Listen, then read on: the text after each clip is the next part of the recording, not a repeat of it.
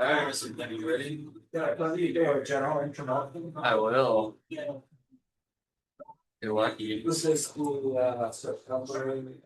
Okay.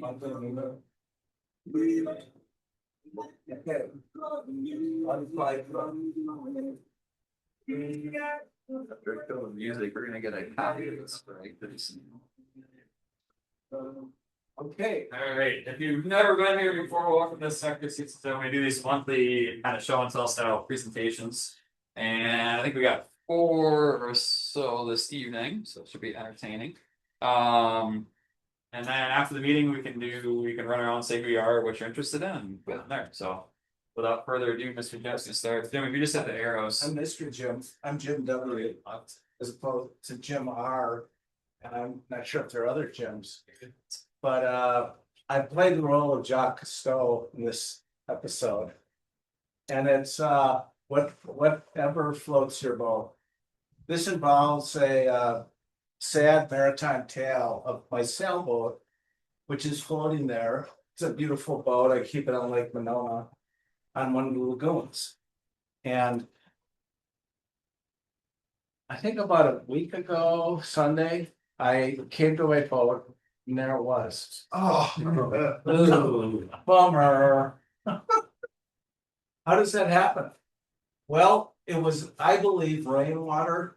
The bilge pump failed, so the rainwater accumulated, even though we had pumped it out. But it was a very wet August. So it happened in late August. And enough water got in it that it became unstable. And those gunnels, just all they had to do was dip. And that swamp, the boat became, went underwater because its displacement was gone. Okay, the air all got out of it. So what do? You know? Ping pong balls. Very close. That involves tractors. I've seen Mythbusters. They do this with ping pong balls. Okay, so tractor tire inner tubes. Okay, so the first, I gotta set there. Oh, I gotta go back.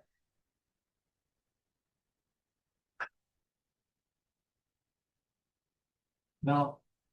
Yeah, that's the next slide, so I think it's Okay, forward. out of order. So yeah, the inner tube. This is the how do you float a boat? So I went and looked on video. What is it? YouTube? Yeah, looked it up. A lot of solutions. This boat happened to be at the dock, as you see. That makes it a lot easier than to do it in free water or the bladder method works for that.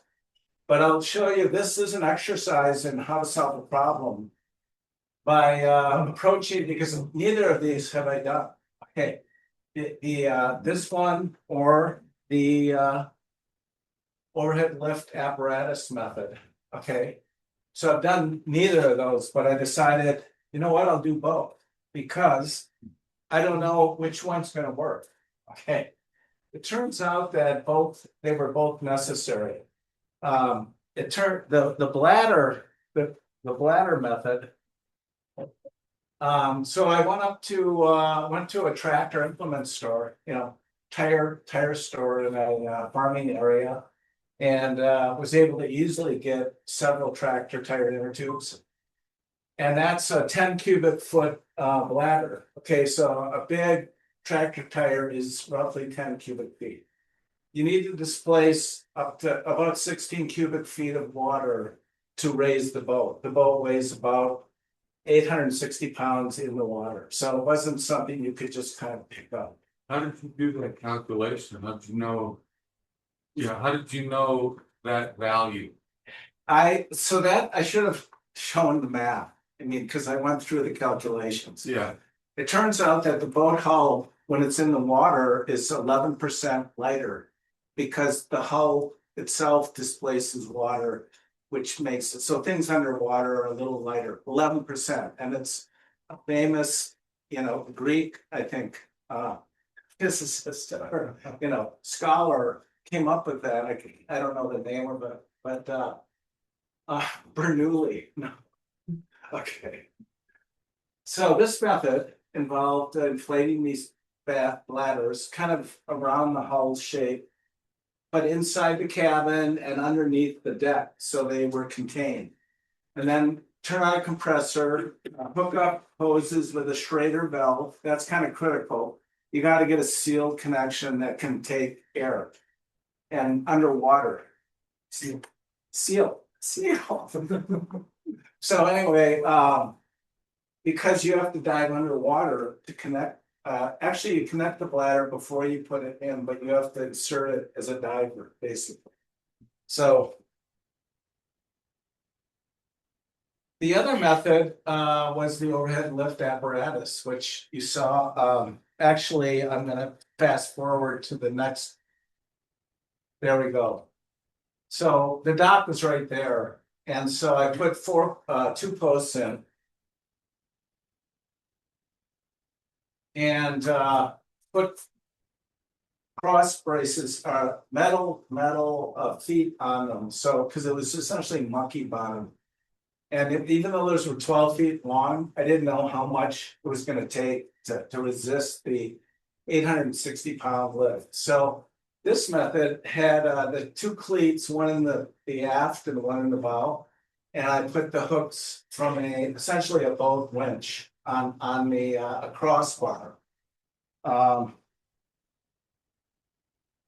Yeah, and then we cranked it up. And so it turned out that lift was important to keep it level and straight. Because the gunnel, once that gunnel cleared the water, I threw a sump pump in it. And it quickly, it took 2 hours, but it pumped it completely out. There was no hull breach. That's another thing you need to check for. Whether something somehow punched a hole in the hull. So it's now floating again. No, it's out of the water. I was just like season over. All right, so that's it. Success.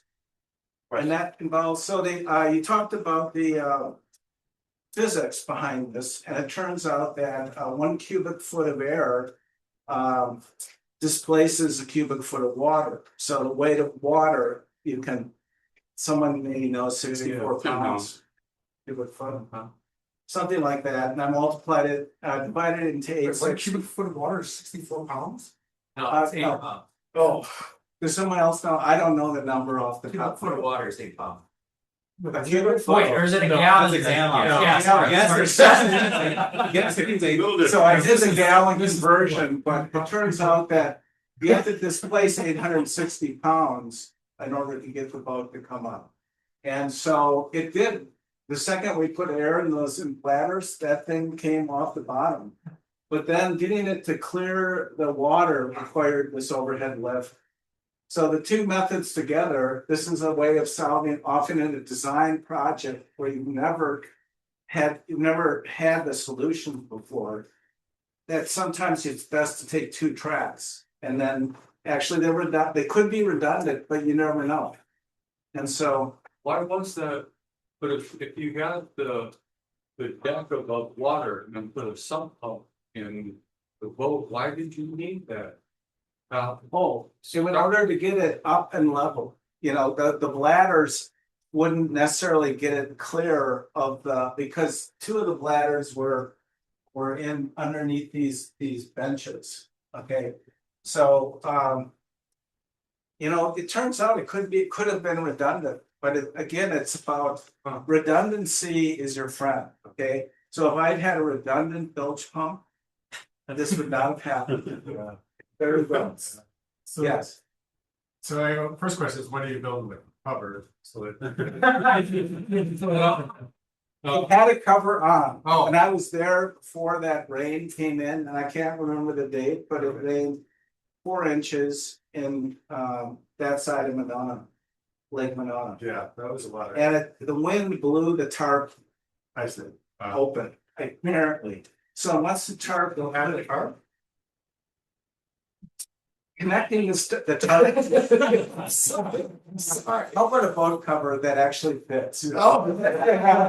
So Tim, if you the reason, I like your contraption, It's just the second lift there, but in theory, if you had filled those bladders up and it got it close, Yeah. but now you have room underneath the boat, you could have taken a 3rd or 4th bladder Yes. Put it under the boat and that was, So the bladder method, so you could have potentially done, like, I'm just thinking, like, what if you were in the middle of the, like. well, that is the solution in the middle of the lake, if you can get a compressor, like a gas fired compressor out there.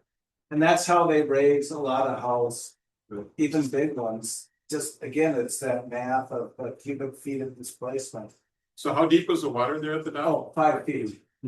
So in theory, you could have had like 8 strong friends. Sounds like Jim's volunteering. Yeah, I didn't know why you said that. That's the first time he's actually not. All right. 2 feet of Alright, thank you, gentlemen. That's something We'll free it from the hecklers. So you get. Oh, I thought you were gonna say it was just an apple. Oh, there were 2 of them, and the fish got me to the boat, actually. You got a free meal out of it, didn't you? It's a way to catch fish. How did you decide that? Alright, Vivian, Cooper, you guys are out. I promised an icebreaker, so Jim took care of the trout. It's a tough trout. And they work at water. For a bribe, I want a lot of questions. But It proved to be something. Okay. The bladders. Oh, it's moving on its Yeah. own. I would have combined with another one for you. you see the arrows. You might have talked about your knee. Oh, yeah. Nothing to the rest of them. Yeah. But There's. that's the trouble with lifting boats. Oh. So it's back and it's clean and oh, it's.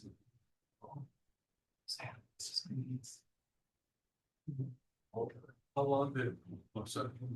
How long did it Yeah, you can slideshow. I have to talk fast. Oh, let's just use the arrows. You can hit pause down to the bottom. Oh, there we You go. know, Thanks, Davey. You need to see that. It used to just be full screen, but there's no full screen option. Cool. Alrighty, hey everyone, I'm Vivian, or you can call me Vivi. I am a current junior studying environmental engineering, environmental studies at the University of Wisconsin-Madison. And this summer I had the pleasure to intern at Sector67. And along that, I was also working at my lab. I do research at the hydroecology lab with something called agrivoltaics. So if you ever heard of it, that's solar panels co-located on agricultural land. And so you can grow crops under the solar panel. And so I was doing research on something called sap flow, designing a sensor, and you can track water and nutrients that go onto the cell of a plant. And that's super important research to do to like maximize water resource efficiency. And so yeah, but today we're gonna talk about some of the things that we've done. My name is Rupert, and I'm one of the freshman at PW Madison, and I don't have this much interesting thing because my whole summer was just this. Yeah. Cool. So starting off as one of the first things that we've done was starting that cabinet out that was on the first floor in the computer room, and we transferred the whole thing to the second floor. And some of them were heavy, and yeah, me and Cooper were working on that. Wait, you guys organized all that? We did not order. We did not. I think it'll be really hard, and it's like some of the things like kind of fading, and it's also important for us to like actually make sure that like when we transfer it upstairs, it would like stay in the exact same place, because the people who know where exactly it is needs to know when they go upstairs. Yep. And so second one, Cooper can talk a little bit more about it. So that was framing and things for the elevator shaft, whose controls, right? Yep, the control room. Control room of the elevator shaft, so it was Scott taught me how to weld with the one frame there, you can see it's the not silver stuff, the door frame, so I ended up welding that with him and then got it up there, and then everything was got cranked up. Yeah, and Bob helped us with Yeah. the framing. Cool. All the code. Shout out to Bob for It did inspect it, so it is the code. Grass, you could be a construction framer. second. This was for Outlook Fest, right? It's not. Or no, never mind. Looks like. What a funny picture. So it was a whole bunch of siding that got moved to the house across the street. And I was tasked with labeling a bunch of it. And then also moving all of it off of the front. Yeah, I don't think we can figure out how many pieces we had. It's still available, right? Some of it will be. Sean actually figured out yesterday how much we actually need, which is good. It So was super valuable and I have to count every piece. Is that stop? there's soffit outside, yeah. Cool. So next on, we've worked on a lot of the walls. So like we're doing a lot of the what's that called, cellulose. Drywall. Drywall. You guys were putting up drywall with me. Yeah. Drywall. Also putting that cellulose in. Yeah. Well, some you of guys them, were yes, piping in the holes. elevator, yeah. The holes, yeah, we pipe the holes in the elevator as well. So we're maybe, sometime soon we're gonna have an elevator working. Wait, second floor. Getting there, we're getting there. Yeah. This is a picture. That's upstairs. Having- Right. We had the elevator running. Cool. Oh, watch. So we also worked on a lot of drywall, again, as you can see the picture in there. Oh, it's modding. You guys learn how to mod. Right, we learned how to mod, excuse me. As you can see in the picture right there. And that was very interesting because it's on the first time working on this. So that was a lot of, great learning experience.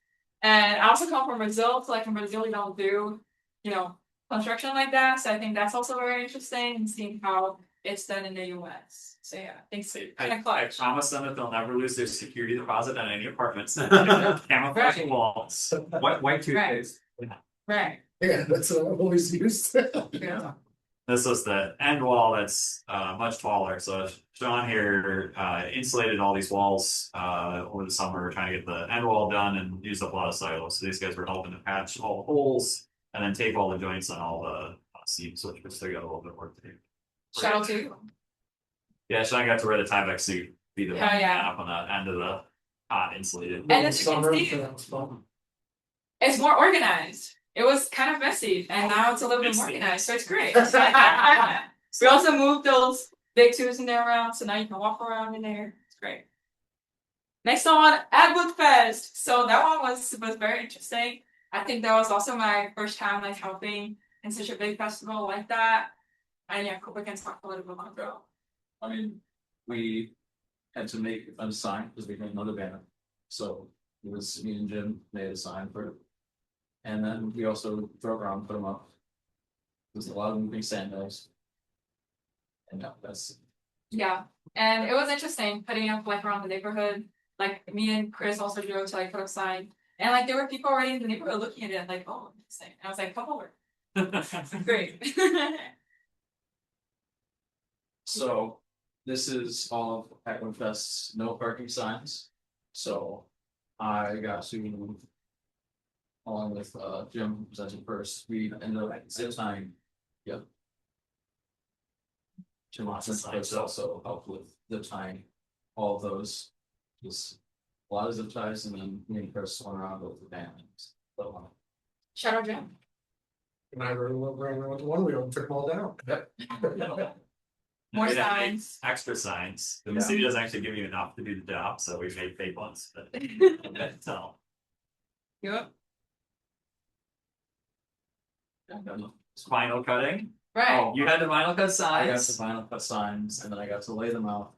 And if you don't look too close to that, then they're all perfect. Look. This is Apple Fest. Yep, I got to learn how a drone works.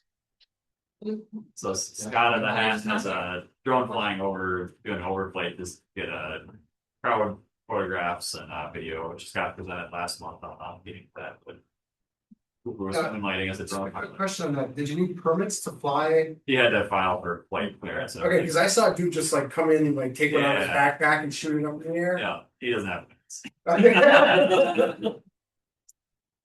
That's only because of how close you are to the airport, right? Part of it, actually, we're out of the airport, but technically to fly and over flight, you're not supposed to fly over people, period. So we were flying above the buildings, or traversing above people.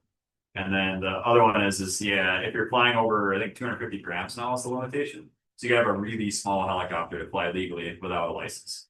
So the guy randomly rolling out, popping out of his bag probably doesn't have a license. He might, the neighborhood's kind of crazy that way, but it's unlikely. The enforcement is not really. Yeah, good luck catching them. Yeah. So as you can see, it was a very successful event. Adwood Fest was kind of interesting because the first day it was raining a lot. And so like we were setting up the tents and it was kind of crazy. And like I was chalking with another intern from like I think Goodwin Center or whatever. And all that chalk that we did the day prior was washed off. So Jimmy had to go over and redo everything again. And that took us like a couple of hours. So I think that was interesting. And then when the rain came again, it washed off it again. So that was another interesting part of it. But I think we back through it. Yeah, I think it stopped raining at like around like 12. So that was good. That was like when people started to come over. So yeah, as you can see, people enjoying themselves in a concert. This is all trash from after Outward Fest. So I got to totally live the trash man experience of riding around on the back of the pickup truck and throwing trash. And then we went to clean one up. It's part of the Yeah, I said a few of them up. yeah, it's part of the Scared Straight program. You know, we really want these guys to stay for college. So. And I think something really interesting as well is like while we're setting up on the first day, that because it was raining, all the trash cans were like wet. So like when we're like picking them up to put them out and like the trash bags on, they're all like very juicy. So that was also very interesting. And yeah, Cooper got to ride on the back of a van, right, with all the trash cans in there. Unfortunately, I did not attach this picture in here, but it was a great picture. And we had to pick up all the signs. Yep. Right. Oh yeah. So this is my. You can see it also back there is the fan that I tried to fix. It works. Yeah, Big fan. It worked. Fifth. Kind of a siren. It was a nice. Aerating signs out. So you know it's working. Exactly. Yes, it does work somewhat. If you really want to get cooled off, come up with something. I ended up making all the broken parts again in Fusion 360, and then also getting the motor back on there, making sure to not mess up the wiring when I put the actual switch on the front back on. And then when it was almost entirely done, I realized that the outside diameter of the actual fan cover face wasn't entirely correct. So I duct taped it up. And it worked. If it works, it works. Don't wreck it. And had you drawn anything before? Kind of Fair not. Yeah. We spent a lot of time on YouTube learning how to do like the turbine design. Yeah, you the turbine sculpted blades. it, or was this like the body of the fan that you're pointing from? No, well, pointing to the blades inside. Oh, The blade yes design, yeah, the front face. Fantastic work. Yeah. You pattern and revolve this. yes. Is that where the nice area sound comes from, or the blade? I think it's the blades because they're not at the same like space as the blades originally were. In there, so I think it's pointing more out and forward. I didn't hear you. Did you say that you made the blade? Yes. And how did you do that? So in Fusion 360, there's a coil tool. So I took the coil and then I made another one, but at a different like, angle to it. And then I locked. You probably locked it. Yeah, it's a lock between. Did you guys have 3D printer here? Yes, all those parts are printed. Oh, so these are. Yeah, all the blades are there. Yeah. Yeah. Yeah, the blade in the front of the fan. And Yeah. Now we need it. Oh man. You're gonna do another one. This fan is from like, I think it's from 97. Yeah. So is that the original face? Yeah, the original fade, it got tipped over and broke, so. The plastic and brittles over time, all of the plastic things that you own are bound to fail at some point, regardless of how you treat them, because they're gonna break. This was just a good excuse to give Cooper a reason to have to learn how to CAD stuff, so. I didn't want to tell him that ahead of time, but now it's done. Any other questions for Cooper? I think there's maybe one or two more slides, but I think that's it. The end, yep. Had to fix a tent, yeah. Get the next slide's fine. And most importantly, what are these things? Cool. So we got to work on a really cool project in partnership with USDA, the US Department of Agriculture, and we're making 40 frames for them to grow carrots. And it's a really interesting project because they're looking into better breeding programs. And so they asked us to do that. And so it was a lot of factory. Yeah, you can probably just come through the. Right. It was assembly lines for us, but it was really interesting. It was really cool. And we have a couple more pictures to show it. And as you can see on top of there, that was the mount that they use to put the camera on to see how the carrots are growing. And something really interesting that Chris told me is that they grow the carrots and throw them out, which is kind of sad. What a boomer. So we went to Menards and the boards are supposed to be like $20 to $30 a piece. And so we had $900 of the material we had to buy because these are plastic decking, plastic lumber. They wanted to make something that was gonna last forever. So we got to Menards and we looked online and they had out in Sun Prairie a bunch of used deck boards. I don't know if they got damaged or what the deal is, but they were $4 a piece. So we had a budget cap of $1,500, so $900 are gonna kill like almost all of our budget, and we still had to buy hardware and all the pieces and print a bunch of stuff and make the things. And so by finding $4 a piece boards, that made it actually sort of, it still didn't make any sense, but it made enough sense. We look for projects like these so that these guys can get experience building things, real things that have actual use in the world.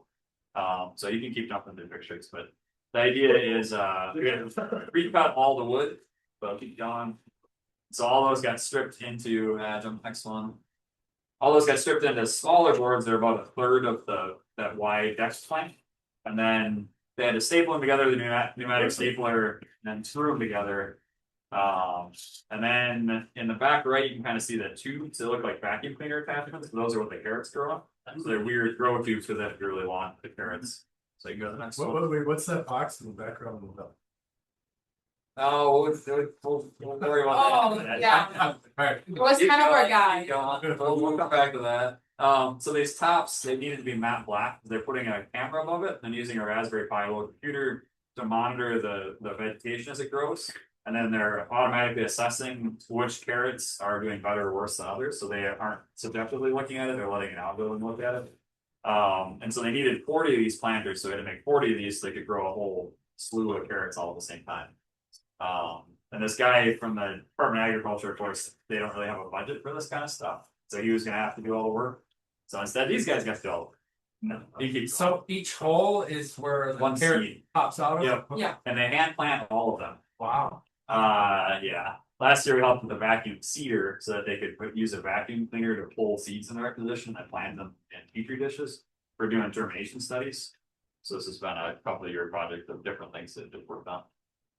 So the frames were all built around a jig. So Sean made the boxes to allow us to build the frames very consistently because they needed to fit over top of the carrot planter when they were done. So you can just keep jumping through, sorry. And so you can see on the right, the jig, on the middle is the planter that they checked each of the frames on the left, they're completed frames. And so they had to check each of the 40 of them to make sure that they would fit over top of them. Then there's sticks that get zip tied on the side to hold the camera on the top. And that's how it looks. And then the top gets laser engraved, so there's etchings on there, and those are the targets for the imager. That allows the camera, regardless of the height or the twist of it, to correct the image so that they aren't looking at one 3 inches closer and being like, oh my god, these seeds all grew much better than the one where they're 3 inches farther away going, oh, these are all tiny, these ones are terrible. So they have to have something to correct the image to make sure the field is consistent across all these cameras. And this is the 40 of them. 36 because we gave 4 away earlier. Yeah, I needed So, yeah. 4 to test with, and then I can make the rest of them. So, and they had, you guys didn't get to see it, they had a very tiny band to jam all these into, so I took a few trips. Is this a local update? Yeah, it's the local Department of State or the state ag department, and then it's partnered with the USDA, so it's like a federal state. So you got this through the Friends and Family Plan? This was somebody reached out to me last year about a vacuum seeder. The Yeah. funny part was they asked about a vacuum seeder for carrot seeds. Then we started reading about carrot seeds, and after we kind of had figured it out, which took a lot longer than we expected, we found out that carrot seeds are extremely hard to vacuum seed because they have hairs on the outside of them. So usually they run the carrot seeds through like a rock tumbler to brush off or burnish off all the hairs so that the vacuum seeder actually works. So this guy just gave us seeds that were unburnished because he didn't want to do that.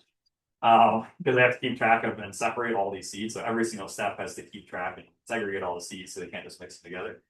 So anyway, we didn't know that going into it, but apparently we have one of the best carrot vacuum seeders anybody's ever made. So for all 0 people who want another one. We open sourced all the design stuff, so we gave them all the stuff so they can make more. You guys passed the check before Trump funded them, or? They have not sent the check yet, so yeah, we'll see. Yeah, we'll see if it's in the mail. Scary. Alright, I think that's, yeah, keep going, those are just the sticks with the uprights.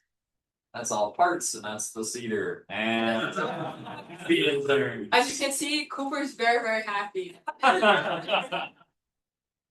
Alright, you guys have any softball questions for these guys? I've asked them to come here all the way from campus, so you can't beat them up too bad. Pretty straightforward question. You said you made the sign for the Atwood Fest. Can you tell me what you mean by that? We made the holder for it, Yeah, the whole. the giant pallet Yeah. blocks. There's No post. that pallet. Oh, nice. Cool. We had 3 of the breakdownable ones from Walmart. This guy, you told me to ask him questions, not you. Davey's a hard ass. Trying to cut him off where it gets any steam. Any other questions for us? What was your favorite project? I think it was the USDA for me.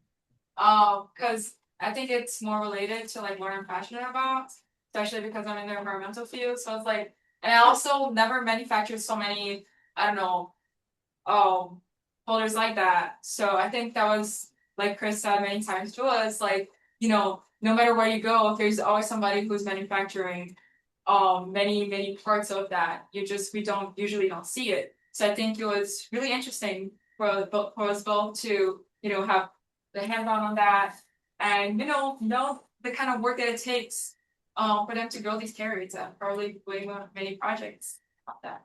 Did you eat any of the carrots? Absolutely not. They apparently taste terrible. So, what parts of this do you feel you designed? Because design is really, kind of an important thing, you know, you have a problem, you have to solve it. Then you have to create solution methods. Yes, we have had a lot of mistakes when we're designing them in a sense of like spacing lines. We used, what was the measurement between the two, the small and the big block? Some different jigs you guys had basically. Yeah, so like we put a spacer in between the sides all to like help us, like help guide us on like when we're putting the nails on there. Or else it would have been looking a little, you know. And sometimes we also did some mistakes on the nails. So They had the guy provided us with a sample. So they had to look through the sample and then figure out a cut list. We'll figure out what board yield they'd get based on whatever boards we're gonna buy. So we're originally gonna buy 12 footers. Design class. Yeah, got 8 Yeah. footers. and we also have to get all the measurements and everything. How about the top plates, when you make a hole, how many plates at a time would you? I mean, you just didn't make holes on one plate at a time, right? They're all cut on the CNC router. So we Yeah. put a 4x8 sheet down and then you let the router run and cut everything. So none of that was done by hand. Yeah. Oh, I was just thinking maybe if you stacked 4 on top of each other, right? You make one hole and you got 4 plates. Yeah, we were letting the machines do as much work as we could. So Yeah. But yeah, and then they get laser engraved afterwards as well. What is the play, in terms of the height you can cut on the, is that laser cutter? The router in there? Or the, Or was it the router and The router, the CNC router in the corner, yeah, it'll do about maybe 3 inches. At Oh, most, yeah, they're about. wow. The laser actually will do about 12-inch thick stuff, but it won't cut it, like, you can just put stuff in that's that tall.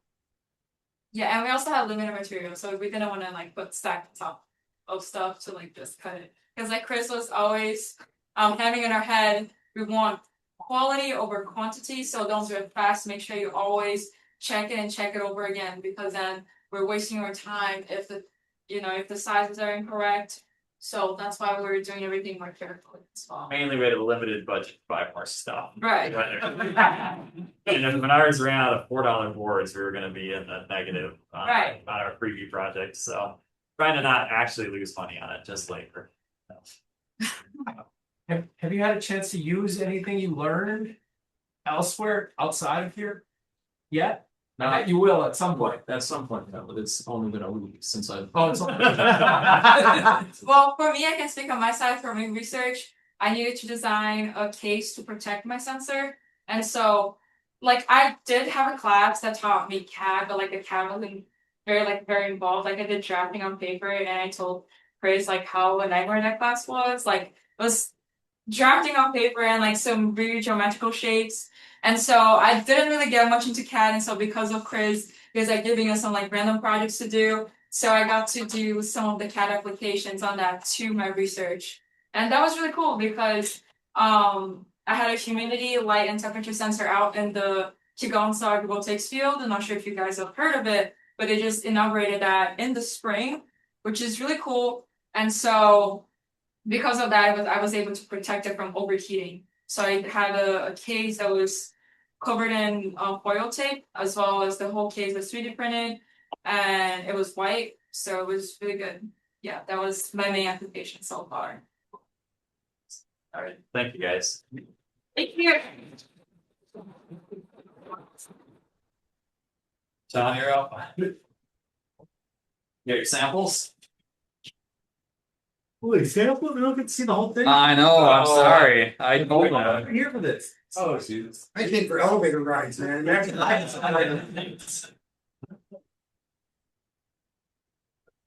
looks like SketchUp. Oh, I know, it's terrible. Committee treatment over here? Oh, no, I didn't draw it. My wife drew it. Okay. That's her sketch pad. So we've been working on the bed for a couple years now. And just a little background of how long this project Sleep is on the going. floor so far. I mean, I cut the tree down about 15 years. I'm not kidding. And we dried it, ripped it. When I cut it down, I didn't know I was gonna build a bed, but now I have the wood turning into this project. But what I'm gonna talk about right now is just that one board at the back is pretty simple design, but the one board in the back we've spent a lot of time thinking about. That's the headboard that goes against. We wanted it to be nice. It's pretty much the only part of the bed you can see on the side. And we played around with different ideas. We wanted to carve it. We wanted to make it into something special. So we started playing around with designing kind of ripple pattern, and we're thinking about waves, water, and stuff. And then so we made a sample, 3D printed, just to see do we like it. It turns out drawing that compound shape is really hard. And thinking through like, well, how do we make this space make it look natural, but not impossible, right? So we finally got it out. This was one of the mid prototypes. We actually did some better drawings that we didn't print, but then we decided after a little more research that we were going to start playing with standing. We're thinking, well, we're both pretty good at CAD, but this wasn't getting us what we wanted. And then I found this app that works with the LiDAR on an iPhone. So it's actually, you can do a photogrammetry with it, but it doesn't quite give you the same result. This app is basically like clear kind of catches like when to scan the world. So it's an open source, or not open source, but they want you to upload your scan and then slowly kind of take over the world with these scans. So we were in New Zealand this last spring, and kind of on the South Island there on that little red dot is where I was lagging behind my wife, and she looked back and I was doing this with my phone and took some scans of this sand, which then That's just beach sand? that's just beach sand. So all of a sudden realized this is a lot cooler than something we could draw. So took that scan, and the scan is creating a surface, and so we brought that into Fusion. And this is not a very good image, but there's no three-dimensionality to it. It's just literally a surface, right? So we can't do anything with it. It also wasn't the scan I took the one I liked the best out of the couple we made. This one wasn't big enough. The headboard is going to be like 80 inches. So the first thing I did is I stretched it out just a little bit in one dimension so I could get that 80-inch. This is the LiDAR scan from your phone? Wow. Yeah, well, so this is the mesh that was created from that I brought into Fusion 360, which is a CAD program. But yes, it's basically that's still a surface. And so like if I were to rotate this, at some point you wouldn't see it because it's 2 dimensions, not 3, right? So there's no thickness. So the workflow that kind of ended up going with, which turned out to be a lot easier than I thought originally, was once I had kind of the shape I wanted, there's a tool in Fusion that allows you to turn that into a body. So now it's still like 0 thickness, but it's actually a 3-dimensional object. It's no longer just a surface. And so now that I had this body, I had to then cut out the section I wanted. So I took the headboard's 24 by 80 inches. So I just took a square and just cut out the rest, right? So now we have a body that still had no thickness, but was a representation of this options. But I wasn't ready to cut it out yet. So I was, it's still zero thickness. So I had to create a block around it. That block then created the thickness I needed, right? But now I've trapped, encased it in this plastic wood. It's peeking up there at the corner, which turned out was a problem later, but I'll get to that. So you can see this scan also wasn't perfectly flat, so you can see it's kind of rotating out, but I drew a rough box around it. So now I have this scan that's buried inside this block. So there's a kind of a split tool in Fusion where I use my plane or my scan as the tool that split this block in half. So now I have an object that you can kind of see if you look in the upper right edge, that's actually got thickness now. So that's roughly 1.5 inches thick by 80 by 24. So now I have a solid object. But again, I didn't want to throw it on the router yet because it's a lot of work to cut stuff in wood. So then I took a slice of that, and that's what this is. So another quick kind of as we roll through this design process, do we like the way it looks? So that's 50 cents worth of plastic and a couple hours in the printer. But that came out, we're like, hey, yeah, we like this better. This is more natural. This is actually physical representation of photograph, right? Of the place we were that means something to us. That now is turning into a more permanent object. So it's kind of like creating a three-dimensional photograph.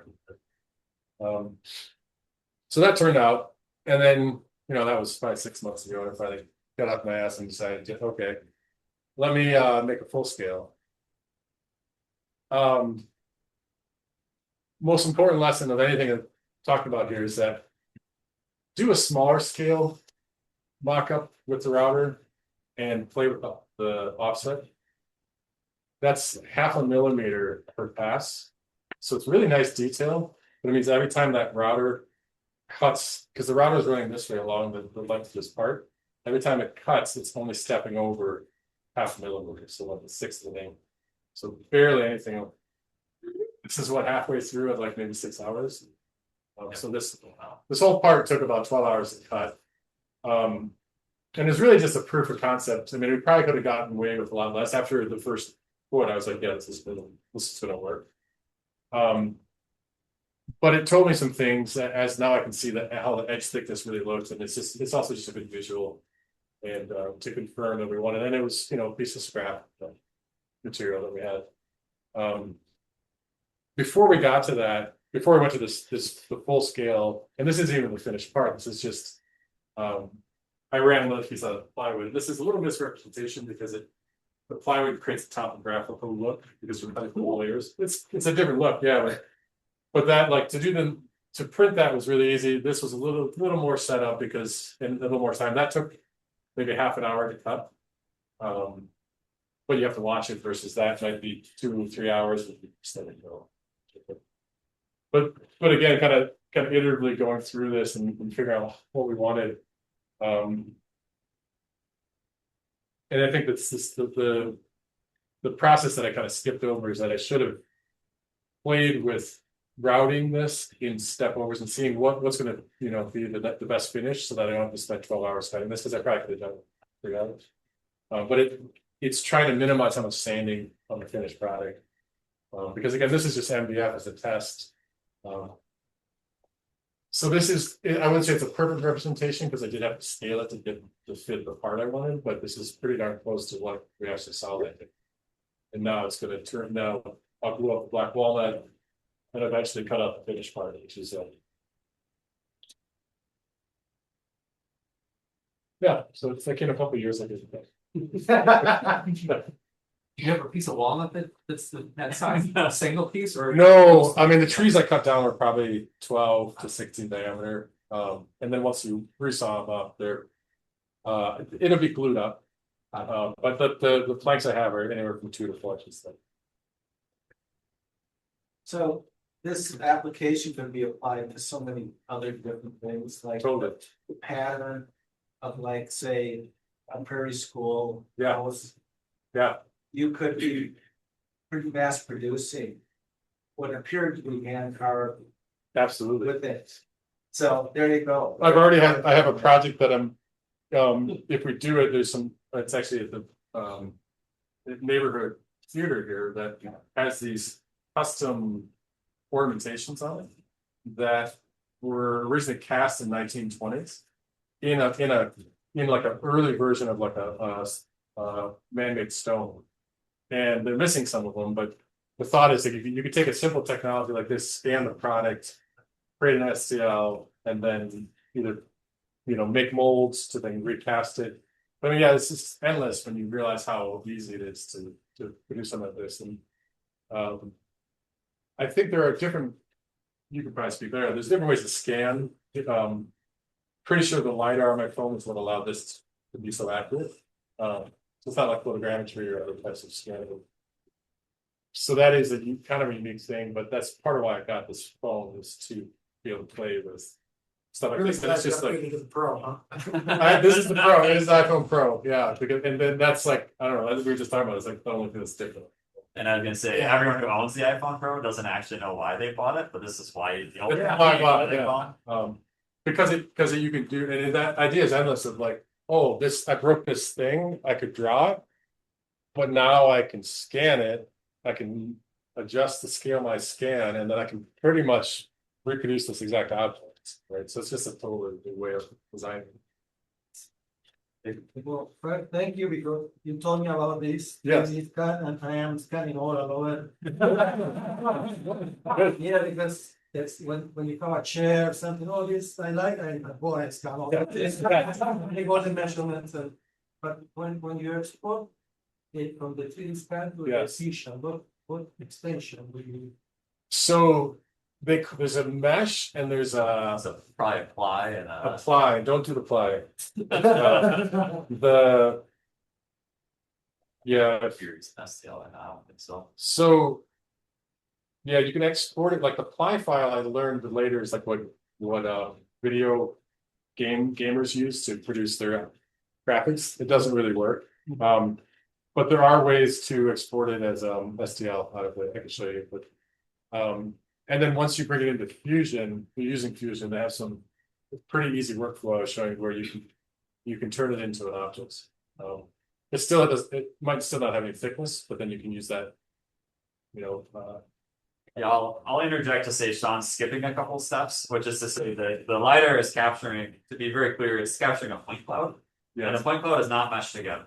So you have to take the point cloud captured, mesh it into a surface, and then provide it back to that. Because it just is like floating dots in space. Yeah. So there's a couple of things, but again, the newer tools do a much better job at handling this. Right. But you're gonna have to use something like Fusion or Maya or Rhino or some program that's used to dealing with big point clouds. Right. So like if you wanted to capture this chair, you can totally capture it, but it's just gonna be a bunch of points in space. It won't be like a solid chair with connections and things that make sense. It'll look like a perfect photograph. Yeah. That you can like move around in space, but it won't be an object that you can do anything with until you take it. So you said you stretched it, but what was the resolution of the mesh? And was it visible or will it be visible in the final? No, not at all. I mean, I can't go back and compare to this ethereal moment in time in the sand. So it's like, but even if you did, if I took an exact photograph of what I scanned, and I could actually, because I have this original scan still. I only stretched it in like the X dimension, right? So I had an object that when I imported wasn't giving me like if I blew it up to make it 80 inches wide, the resolution would be too big. So I kept it at that scale that it was that I originally scanned it, and just stretched it like 2 feet. So I took, if a ripple was 8 inches, it might be like 8.5. But so you said that you were cutting it at half millimeter? It's hundreds of points per inch. Yeah, I don't know where it's. Okay, so it's really should be. So the resolution of your mesh was way higher than. I mean, if you look, it's hard to see on the triangle count. I mean, it's really flat up in that upper section, but like, it's pretty tight. I mean, I might have. I might have reduced the triangles, you know, I don't think I had to actually. You know how like a mesh fixer used to be able to like Yeah, reduce the tessellations to make it actually not crash. This was pretty heavy tessellated. So basically there was a lot, I mean, if you zoomed in this, you could see a lot of triangles per page. okay, so it'd be useful for like if you broke a fan and you took for one fan blade, you could maybe reproduce the fan blade, I could scan that fan blade, turn it into a. Yeah, rotate it around and reproduce. I would just, if I could hold the object in such a way I could scan the whole thing, no CAD needed. I mean, you use CAD to convert it. But it's like you wouldn't have to do anything else. Still need a CAD for the holes. It'd be hard to get the hole in it right, but yeah. Well, I mean, if you held it in such a way that you scan the hole, maybe, you're right, that would be better. All right, we're gonna cut Sean off. No, you're on Oh, I got like 10 David, pictures. you're up next. Oh, you guys, you can talk about it.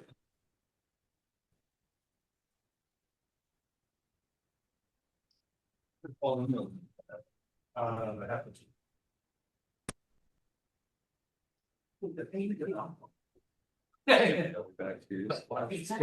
to do this with them.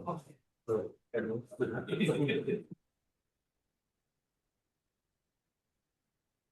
Next time Sean's taking a long walk down the beach, we'll know what he's doing. Yeah.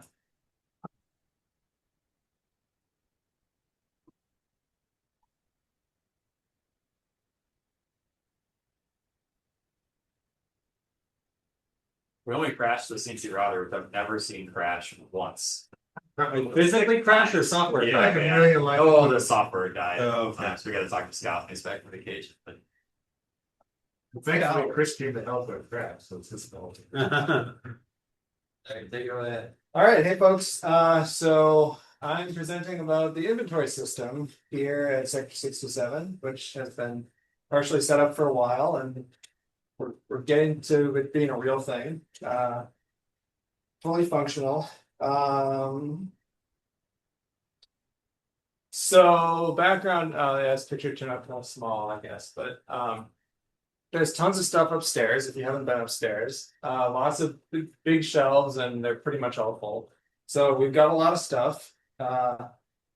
And as of, well, I don't know, I guess last year or so ago, we have an open source inventory management system called Snipe-it set up, which and inventory setup in Snipe-it for a lot of the stuff up there at least. And that's thanks to various volunteer efforts here. Christy, one of the past interns, I think set up Snipe-it. And we got pictures of bins of things and text labels describing what they are and so on. But all the system says is basically whether we have something or not. It doesn't tell you where it is. And it's a huge space up there, so it'd be nice to have some sort of address basically to locate things upstairs once you find out that they are there. So the first thing that I did, I think I was asking for too many things upstairs, and at some point Chris said, "Hey, why don't you come up with a system for locating things on shelves?" Because you seem You were to expressing your displeasure at my locales and like references, like, oh, just go find the big metal thing and then look to the right of it. Yes, yeah, I probably had issues with that. Maybe forgot one of the instructions in the middle. So anyway, yeah, a while back I was suggested that I tackle this problem. So I ultimately came up with the system for making like an address basically for it ended up being basically for one of those big shelves, which is roughly like 5 feet by 5 feet by 5 feet. So when you get a shelf code and find the shelf, you still may have to sift through some things, but you'll at least have a pretty good idea of where the thing is. I guess I'll briefly describe it now. This picture is probably the best way to understand it. These are the big shelves that run north-south, and they're and then they're parallel and pretty uniform, well-behaved things. And then those are lettered. And this was Chris's idea to kind of use the lettering for these beams. I think they were labeled from the manufacturer with letters, so we kind of, and the shelves are set up along the trusses that are on those beams. So we already have a system for like identifying each kind of bank of shell, what I call them. There are 2 shelving units like under each truss, basically. So this would be like the E shelf bank. And then within that, this 2, it would be the second shelf in this particular bank. So there's D1, D2, E1, E2, which basically just tells you what side of the truss you need to look on. And then, so that gets you to basically gets you in an aisle looking at this big shelf plane, sort of. And then it's like a 2-dimensional coordinate system, basically, where there's a horizontal coordinate, which is how far down the aisle do you walk, and then how far up do you look. So altogether, that's basically 4 pieces to this shelf code. And a couple of things I noted here. I tried to make this flexible in case things change up there, you know, over time, so we don't have to then go back in and like redo all of the location codes. So if we extend the shelves, you know, along their length, we can. I think most of the let's see, the orange numbers here that tell you how far to go along the aisle. They mostly start at 1, I think, so we could add a 0 on one end, or we can always increase from like 5 or whatever it is on the other end. Oh, and the other thing is with both of these, with these last 2 coordinates, which locate something within that shelf plane, if needed, we can go more precise than just integers. You know, we can say, you know, if there's a whole bunch of tiny little boxes on one of the shelves or something, maybe we want to split it in half and say there's like a 3.5 section and a 3 section, I guess. So I tried to make it reasonably extensible, and we'll see if that ends up paying off. Probably not. So I had the shelf code system, and then looking at Snipe-it, they have this concept of a location. You can create a new location, and then you can sort of attach it to an asset in the inventory. And it's got a name field where I can just put these sort of shelf codes, and it'll work great. Now there are about 100 shelf codes in total, and so I decided that I was going to use the API for Snipe-it to pre-populate all of those shelf codes rather than doing it manually. And so I set to work figuring out how the API works, and it seemed pretty straightforward, but it wasn't working. And this whole mess of text here is basically showing what I was getting initially, trying to call the API from the command line with this command curl. And really the important thing here is this 403 status, which I believe is forbidden. It's an authorization return code that's an error. It indicates your request did not work because of some authentication authorization related reason. And it was weirdly returning like HTML for a web page. So it like the site didn't understand that I was trying to use the API. It was supposed to return something machine readable JSON. So I said, okay, I'm going to figure out what's going on here. And it looks like the API is broken, so I want to get the API working. And I poked around with it for a little bit, but I ended up going to GitHub and asking the Snipe-it people. It's all open source, and they've got some community behind it. I asked them what's going on. Gave them as much information as I could about what was happening. And they were largely complaining about how the API URL had, let's see if I can select it here. It had some extra stuff in it. So instead of inventory sector67.org/API, which is how Snipe-it wants the API to be set up, the URLs had these extra parts in it. And these turned out to be just because of the way we set up the web server for Snipe-it. And so nobody here seemed to be really sure what was going on, but they were pointing out that the URLs were wrong. And so I thought, yeah, move on. So I thought, okay, maybe that's the problem. Although I was suspicious because, for one thing, the web interface is powered by the API. So when you load, well, say when you load the page of locations, it uses the locations API request to populate the page. And that was working, which was weird. Now it was using different authentication instead of an API token. It was using cookies because it was just authenticating through the user account that you were logged into the site as. So I was thinking maybe there's an issue with the token authentication specifically, as opposed to the cookie stuff. Even more strangely, I saw that the requests from the browser and the website web interface were working, and I tried to sort of replay those requests by telling my browser to give me a command line equivalent to the request that it made in curl, that same program that I was using before. And theoretically, that mimics exactly the request the browser was making, and so I was expecting that to work, but it didn't. So it was kind of a mystery. But I left that aside and said, okay, my new task is just to fix the document root, which in other words is removing those extra path segments, the Snipe-it/public from the URLs, because the people on GitHub are saying that may be the problem.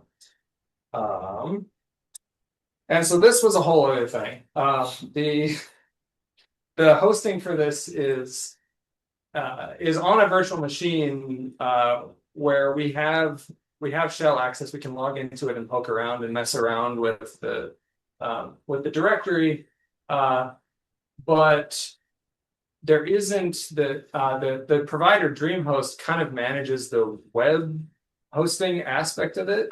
And there's not really a way to configure how the web server works.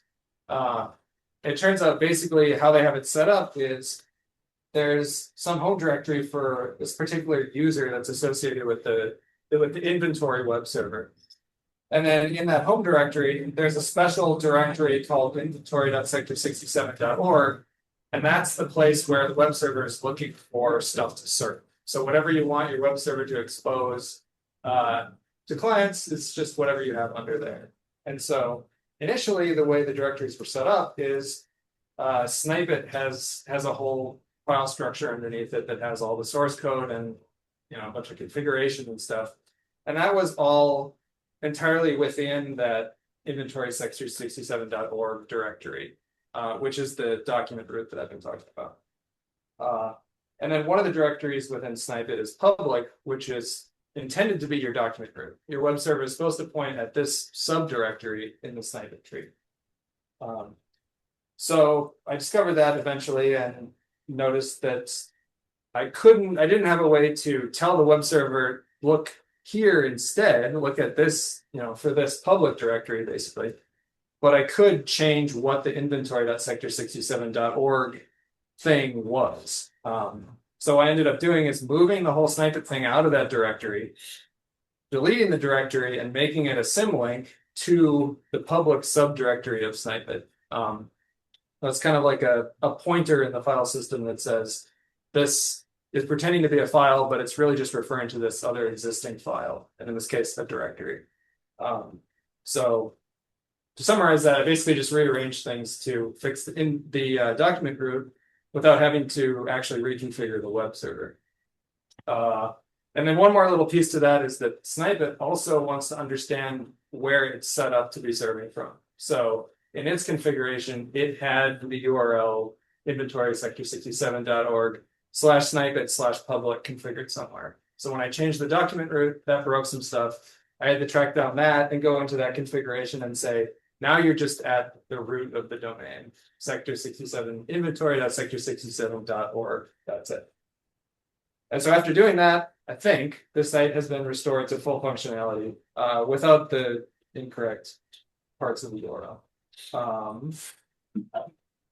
So it was great to discover that after I fixed that, the API still didn't work in exactly the same way. I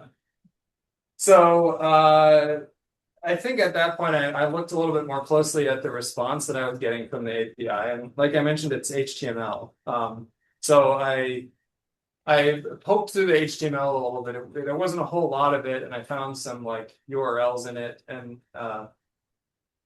did some Googling, and I discovered this is Cloudflare stuff. So the server is responding with something Cloudflare is providing. And I guess I should explain briefly. Cloudflare, if you're not familiar, is I think the technical term would probably be reverse proxy. It's a service that kind of sits in front of your website and potentially blocks some requests that you might not want, provides potentially additional security, and sort of acts as an agent and fetches the resources that you're looking for, but moderates the access to it. So my access was getting moderated. That was the problem with the API requests I was trying to make. And so I was bugging Chris about this, and he said, okay, this is Scott's thing. Get some help from Scott. And so I did. Scott discovered that it was specifically the web application firewall functionality of Cloudflare that was somehow flagging my requests and returning a page.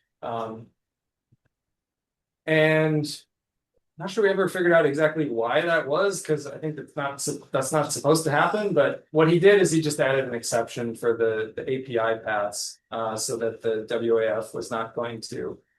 It would just allow any of those requests through.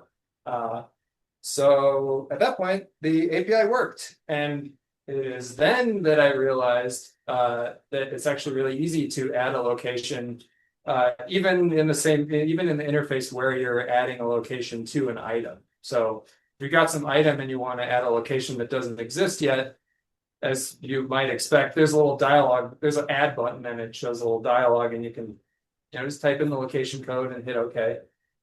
So I then changed my mind and decided that I was not going to use the API to pre-populate the locations, which means all of my effort so far was arguably wasted. But it's all for the best. So sort of, refocusing my attention here, I figured, okay, what do we actually need to make this thing work? And basically it was, we need a document describing how the shelf code system works, so that when someone sees a shelf code, they don't always just have to go bother Chris and ask him how it works. Ideally they can see that and learn how to interpret it themselves. And I had sort of written up a description of how the shelf code system works, but it needed to be hosted somewhere. So the most natural place to host it would be Snipe-it. So I wanted to figure out a way to host it from Snipe-it. And along with that, I needed a way to sort of hook into Snipe-it so that it'd be easy to discover that write-up when you're looking at a shelf code in Snipe-it. Because I mean, it's not at all obvious what those things are. It's just, a couple of letters and numbers. So there needs to be some help there. Okay, so the next thing is a demo. I guess before I do the demo, I took some pictures here of the signs that I put up upstairs to facilitate the system. And there are basically two kinds of sign. There's a sign for each shelf. And so this is, the shelf code has two parts, like I mentioned, one for the entire bank and then one for which side of the bank it's on. So that's the sign for F1. And then what I call the stacks are also labeled. So this number is how far down the aisle are you going? And it's got a little arrow that shows you which side it's on, so you don't have to guess, okay, here's the post, is this 4 or is this 4? Okay, the demo, what I'm going to do for the demo is add the inaugural shelf code for an item. And I like the weird USB cables. Oddly appropriate. All right, so. Oh, this is where on my screen I've got the thing covered up. Okay. So I suppose I'm getting a little bit ahead. So under assets, there's a nice search functionality, so I can find what I'm looking for. And then if you have permission over under actions, you can update one of these assets. And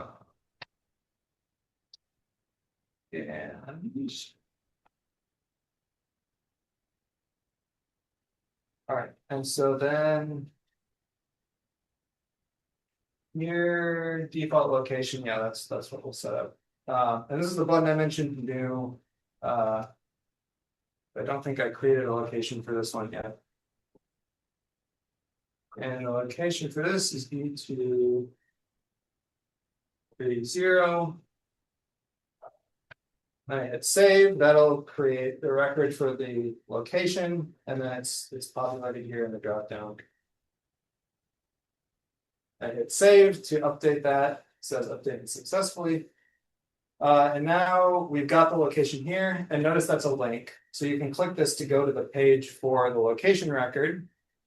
And if I do that, you see this little thingy alert thing that I added here that says this location is the shelf code. To learn what it means, consult shelf codes help. And clicking that gets you to my little write-up, which describes in more detail than anyone would ever want how the shelf codes help, or how the shelf code system. So we did it. We added the first location. Let's see, the other one thing I wanted to point out that I did is we've got basically a guest account that has view only access to all the items. And if you want to mess with things, at least right now, you need to get your own user account. You need to talk to Chris. But to make it easier to let people log in as the guest account, I modified the login page a little bit, so it's just a single button click. So if you don't have your own account and you want to just look at stuff, you can just click continue as guest, and then you're in the view stuff account. So a couple customizations that I sort of put together for the Sector 67 specific aspects of this. And see how much I'm trying everyone's patience potentially, but I uploaded the code changes in case anyone is curious that I made to Snipe-it for this. And that's very slow. It's coming, okay. So this is the change for everything related to the shelf codes, the Reddit itself, and the little alert for that. So there's that image that I made for describing the shelf code system, and then there's this HTML write-up of how it works. And let's see, okay, starting here, I figured this is basically how you add a new page to the site. You need to add a route for it. So this file is, it's source code, but it's basically just like a description of all the URLs that the server responds to, everything that's on the server. So I added a new one with the URL of /shelfcodes help. All right. And then this is that's fair. This is referring to like a template for the thing that's going to be rendered. And in this case, that's just the shelf codes help right up. Maybe the most interesting part here is I made this a little dynamic. I set up a pattern, a regular expression here to detect whether the location that you're looking for looks like a shelf code or not. So that alert only shows up if it's something that looks like a shelf code. We can put other locations in if we want, and we're not going to have an unrelated link to the shelf code help system. Yeah, I also have the patch for the view stuff automatic login thing, but I'll leave that on. if anyone is really burning to see it, you can just ask me. And we got one question, so she's carefully. So I just tried to find it on my phone, inventory 67.org. Is it not live yet? No, it should work. I'm there. Yep. You're there, okay. So then, will this be ultimately like a button on the homepage? You can get to it from there. What we probably do is put a QR code on the upstairs, because it doesn't really. We'll figure out where is most useful to have. I think then my most important question was. Hey, this is the two-parter. I'm still gonna. So let's go and play with the Nico by Asset. How is that gonna be like typical search engine on a website garbage, or is it gonna be more like backed by Google? So I can type in misspell words and know what it's gonna interpret what I'm asking, especially with the weird USB stuff. Yeah, I don't know how smart it is. Okay. You should talk to Anthony, Okay. who did the thing that's AI indexed all the images. No, it's actually for the. Okay. It's on their first house. Presentation a while ago. All right, we're gonna clap Jacob off. Because I gotta. Oh, too bad. You can plug him afterwards. He'll be around. He can't go far. His laptop has no battery, so it's tied to the distance here. All right, so very quickly, Jade was kind enough to steal us some lights from his work. They were throwing them away. So I got a bunch of new LED lights. However, in the shop, we can't just like drop random LED lights everywhere because you'd have to run wiring all over the place. And we don't want to do that because my dad's an electrician. He's going to strangle me if I run wiring all over the place. So we got to figure out how to do that without needing to do that. So I'm going to pass some parts around these things. Please don't drop them. These are still useful. I'll press those two. So this is called Sonoff. Sonoff is a Chinese manufacturer of IoT, means Internet of Things. So physical things that how they connect to the internet. So this is a term you've probably heard before. These are the devices then that you buy to have a physical thing that's online in some capacity. So in this context, these are little relays, and these go in the electrical box. I'm passing one of those around. So you put that little relay in your electrical box that Sean's got. And then, or you can plug in a plug. So if you don't want to do any wiring in the wall, you can plug in a plug and then plug in your device to the plug without having to screw with your actual electricity. There's also sensors. The little round thing I passed around is a temperature and humidity sensor. And those are in a bunch of things I'll show you later. You can also get motion sensors and occupancy sensors and all sorts of things. These are bridges. I passed a bridge around. A bridge is the device that connects these things to the internet. So in order for this to work, you need your sensor, or your switch, or your object. It needs to have a bridge to talk to the internet, and then you need a web service somewhere listening to whatever it is you're telling it what to do. This company provides the web service, you don't have to do anything. And then the other thing I pass around is a switch. So this is a 3-panel switch. You can get single panels, you get fancy ones. We're all about the looks around here, obviously, so I picked the best one. But they have a whole variety of different types. They've also got kind of some goofball stuff. You can have thermostatic radiator valve control. So if you got an old house and you want to like thermostatically control where heat's going in your house, you can do that. They got your barbecue grill thermometer set, of course, dual temperature when you're grilling out. They also have some water valves that are intended for irrigation, but you could use them for whatever. Where does this company come from? They're owned by IT Studio. IT Studio's been around like forever. But they have these company names on the bottom here you may or may not have seen. They're a electronics manufacturer, basically. They, as a result, sell stuff really cheap. So these are called HMIs. That's called a human machine interface. So this is a thing that a human uses to interface with things. So for $22, you can get an LCD display that goes in your wall that can show you what these things are doing or give you an interface to control what they're doing. So you could have like your custom temp thing, or it would show you a panel of what lights are on or whatever you want to do with it. They also sell lighting, they sell security cameras, plugs, all sorts of stuff. But like that relay module is $9. The switch is like $25. The gateway was $19. So these parts are very inexpensive. So it's really not expensive to set up some stuff. This, of course, is controlled by something. So in this case, it's a phone app. So I have the display of what my phone app looks like on the right side.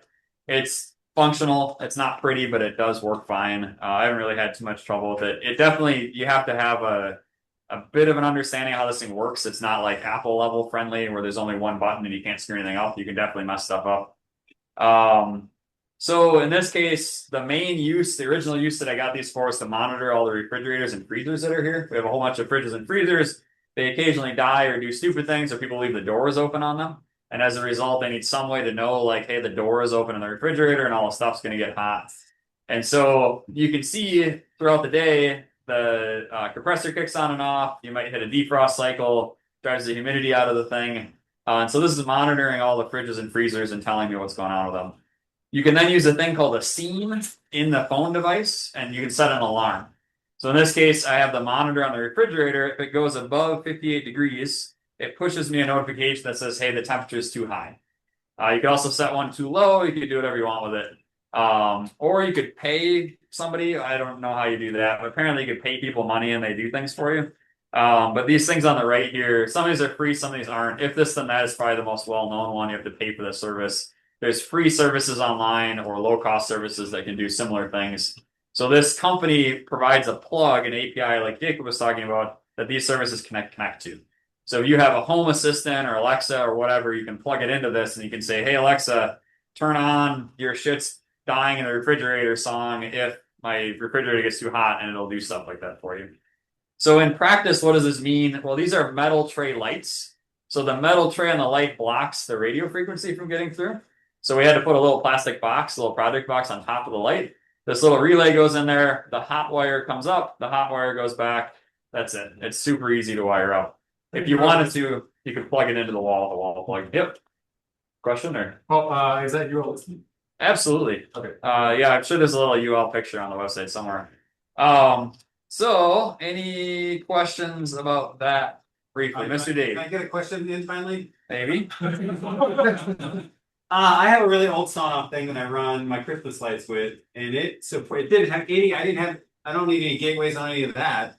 Like, it has onboard HTML. I can it's got an HTML plan. Can Yep. you still do all that? And like, I was able to NAT from the outside world in. These are Zigbee on purpose, because Zigbee's got way better like stuff in a weird environment like this. So this is running on its own. Oh, Zigbee that's net. why you need the gateway. Not Wi-Fi. Yep. Gotcha. So yeah, sorry. I picked these intentionally because they're Zigbee, because it doesn't rely on our Wi-Fi working. These actually can run locally with no Wi-Fi and no internet. Yeah, okay. So when I hit this button, it's actually hitting a local request. It's not actually going to the internet and back, which is why it's pretty snappy. So to be clear, I'm pushing a button here. This is just plugged in over here.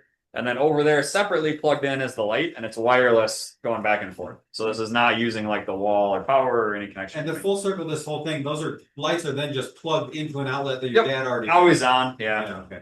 This is so i3 Detroit is a hackerspace in Detroit. They have their entire building automated because they have a ton of people, and people don't like to turn the lights off because they don't have me there to turn the lights off after everybody. And so they put in lockouts on all their light switches, and then they've switched it all to digital. And this works great when it works, but when it doesn't work, they have to have like one of 3 people who know how to reboot the thing, like go poke at it and reset it and get it running again. And it's Detroit, no offense to Detroit, but these guys lost one of the phases on their 3-phase power, and they didn't get it fixed for like a week. So half of their building was running and half the building wasn't running because they literally had one leg of power just gone. And it took them a little while to figure out what the hell happened. So now they have an automation watching the power legs and managing to make sure the power legs are all balanced, or else you can tell and know right away. So anyway, yeah, it was just interesting. Any other questions about this stuff? Is it similar to Bluetooth? That it's line of Very sight? similar to Bluetooth. It's not line of sight. Bluetooth works way better than it used to, but this is going through the floors of the building and through walls. But you mentioned that it gets messed up on if that box was in the light fixture itself. In the metal, it's because the box is completely metal. Okay, so there are like maybe sheet metal with blocking. Yeah. The very last thing I've got, and that's it, is I grabbed a bottle of water the other day out of our fridge. It's all related to the fridge. And it's rattly sounding. And I was like, what the fuck is in the water bottle? That's not cool. And it's got like, it looks like glass shards. So I was like, how the hell do you get glass shards in a bottle of water that I opened up? That's crazy. So I don't know if you can see there's these little like, they look like little darts in here. And so I was like, what the hell? So I emailed Hy-Vee, and Hy-Vee, to their credit on a holiday weekend, was like, oh my God, that's not good. We'll get back to you with a coupon, maybe. You guys get some free water. It's like, Get and some then more bottles with stuff in. they asked if there's any data on it. I looked at the bottleneck and like couldn't see anything. And I looked really close to the bottleneck and actually saw a date. And I was like, no fucking way. is there a bottle of water in a refrigerator from 2012. So I don't know who donated the water. It's cool. It's still drinkable. But it turns out there's a thing that happens with water if it's been sitting around for a very long time. It's called mineral fallout. So this is spring water, natural spring water. It's treated with ozonation. So it's not distilled. It's not whatever. But apparently you can have the mineral actually precipitate out and settle into the bottom of the bottle if it's been sitting around long enough to where it looks like glass. Apparently the checks, and I'm doing some Googling, you can put vinegar, and if it dissolves in vinegar, it's calcium carbonate, and it's fine. So hopefully it's calcium carbonate, it's fine. I didn't actually check, but I'm assuming that's what happened. So yes. Is this what Ivy told me? That's what Ivy told me, and I did some reading, and That's it not actually glass, Chris. Not appears to be the real thing. But yeah, so fun trivia. If you have water for forever in a water bottle, it might precipitate out minerals. You might have your minerals out. So one way to get rid of the line before you take a shower, you just leave your water in a tank for 13 years, and then you can run the water right in the shower, and you'll never get mineral buildup. Just settle it on the tank. Gotta plan ahead a long ways. Yeah. Anyway, questions about that? I really think it's yep. Is this only for water that's been ozonated as opposed to distilled? No, it is just water in general. So distilled would be clean of mineral, yeah, to be clear.